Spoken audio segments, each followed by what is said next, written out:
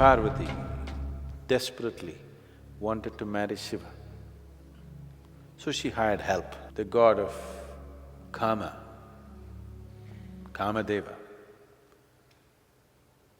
He's the original Cupid. Usually Cupid renders you quite stupid.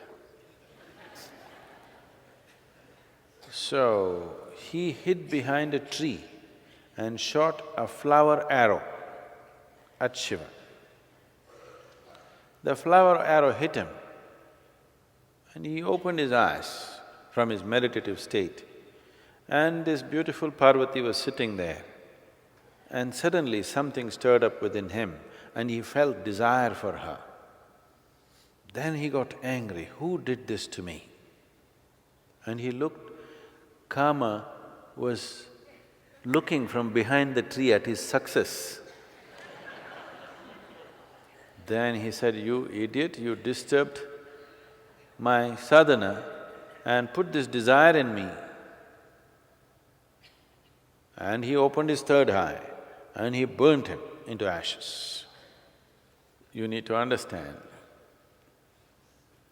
any kind of desire, lustfulness, arises not from outside but from inside. So Shiva burnt Kama into ashes. Means, not that he looked at somebody who was behind a tree and burnt him. When he saw desire rising within him, he opened his third eye. Third eye is an inward eye, not an outward eye.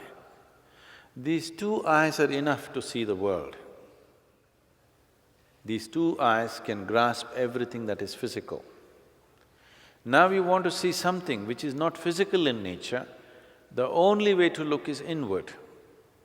So if you have an eye which can look inward, that is the third eye, not an extra appendage or an opening in your forehead. Third eye is referring to an inner dimension. Two eyes to see the physical. To see the non-physical, there's another eye, which is an inward eye. Why are they talking about the forehead? Because that is where it is located. Agna chakra, this is the chakra between the eyebrows, which is an inward vision, because it's all about turning inward.